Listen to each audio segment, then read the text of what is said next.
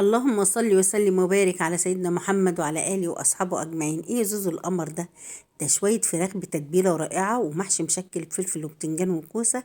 حاجة كده اللهم بارك، تستاهل بقكم في القلب. المحشي ده في القلب والفراخ يا جماعة. تعالوا نشوف الطريقة اللي عملناها بيهم.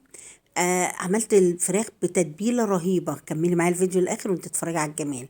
جبت طبعا هنا هوت بصلاية كده بشرتها اهو، تبشريها عشان احنا عايزين المية اللي هتنزل منها كمان تبقى كتير. وادي واحدة تاني اهو. يبقى انا كده بشرت ايه بصلتين. خلاص اهو. هنفض بقى المبشرة بتاعتي كويس جدا. وبعد كده تعالوا نشوفوا بقى البصل الجميل احنا هنتبله ازاي وهنتبله بايه. بنضف بس المبشرة بتاعتي. يلا يا جماعة صلوا على الرسول في الكومنتات، عليه أفضل الصلاة والسلام. حبيبي يا رسول الله. هتحطي هنا اهوت معلقة فلفل أسود، وتحطي معلقة ماجي، وكمان هتحطي حبة ملح بس اهو، وحبة 7 بهارات. 7 بهارات وفلفل أسود وملح وماجي. وادعكي بقى كده اهو لحد ما المصلة تنزل ميتها خالص. طيب بعد كده انا غاسله الفراخ بتاعتي كويس جدا وتصفيها من الميه. هنحط ايه بقى على التتبيله حط دبس الرمان وصويا صوص يا جماعه، بيودوا بصوا طعم الفراخ في حته تانية. الفراخ دي هدخلها الفرن كده ني في ني كده اهو. هنا بقى ايه دبس الرمان وصويا صوص، وحط كمان حبه كركم عليها عشان بتدي لون رهيب للفراخ اهو. حبه كركم وحبه بابريكا، واخلطي كل الخلطبيطه. بصوا اللون بقى عامل ازاي يا جماعه، ولا الفراخ ولونها وجمالها بقى. بعد كده هجيب الفرخه بقى بتاعتي، فتحيها كده يا ست البنات، وروحي مدخله التتبيله في قلب التفتيح اللي انت فتحتيها. هعمل بقى ايه، بصوا اركن بقى اللي انا تبلته على جنب واخد الباقي اهو. برضه انا مفتحه الصدر كده اهو، عشان هتخش ني الفرن فلازم تبقى مفتحه عشان تستوي، اضمن ان هي تستوي من كل ناحيه اهو. يبقى انا اللي مش متفتح بقى فتحه معايا.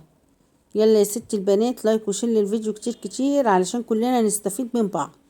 اكيد انت عندك فكرة، انا عندي فكرة اهو. وهنا بقى انا دي اخر واحدة اهو.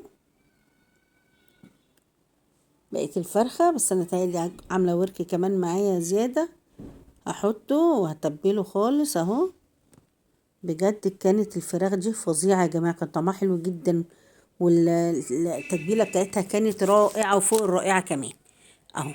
ويا سلام بقى لو تسيبيها في التتبيلة دي كده مثلا ساعتين 3 عشان الأنسجة تشرب من التتبيلة. خلصت بقى هنا انا تبلت الفرخة حلوة جدا، فرخة وورك زيادة كده على قد عددنا، احنا بنعمل على قد عددنا. وبعد كده هتروحي يا ست البنات جايبة حبة زيت بس ورشيهم من على الوش اهو اهو، بس مش اكتر ولا اقل.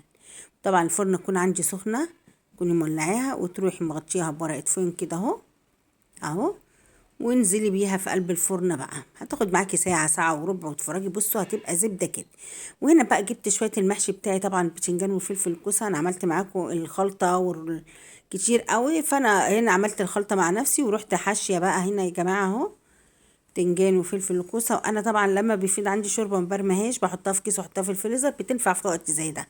دخلت الفراخ الفرن اطلع كيس شوربة واسقي بيه المحشي اهو. وهنا بقى ايه هخلص البتنجان والفلفل والكوسه. انا عشق المحشي يا جماعه، بعشقه. طبعا مفيش بيت ما بيحبش المحشي، كل بيوت مصر وكل بيوت العرب بتحب المحشي. وهنا بقى انا ايه ظبطت البتنجان ورصيته جنب بعضه كده اهو، وغطيته. وهنحطه بقى على الحله بهاري بقى شويه ملح وشويه فلفل وشويه كمون وشويه 7 بهارات شويه ماجي، وانزلي كده بكبشتين 3 شوربه. وما تخليش الشوربه كتير، كبشتين 3 بس عشان المحشي اصلا بيبك الميه بتاعته، وغطيه وسيبيه. وهنا بقى كانت الفراخ اللي استوت، مش قادره اقول لكم على الجمال والطعامه. حاجه كده اللهم بارك، ربنا يا رب يديمها نعمه علينا ويحفظها من الزوال. طبعا هنرصها بقى جنب المحشي. المحشي برضو كان استوى هنا اهو اهو يا جماعه. بقى المحشي استوى، طبعا حطينا بقى الفراخ على السرفيس كده، والمحشي برضو رصيناه على السرفيس. وكان الاكل قمر يستاهل بقكم في القلب كده يا جماعه. يلا يا ست البنات انت وهي، ما تنسنيش بقى بكومنت حلو ولايك وشير، واترككم في رعايه الله وامانه.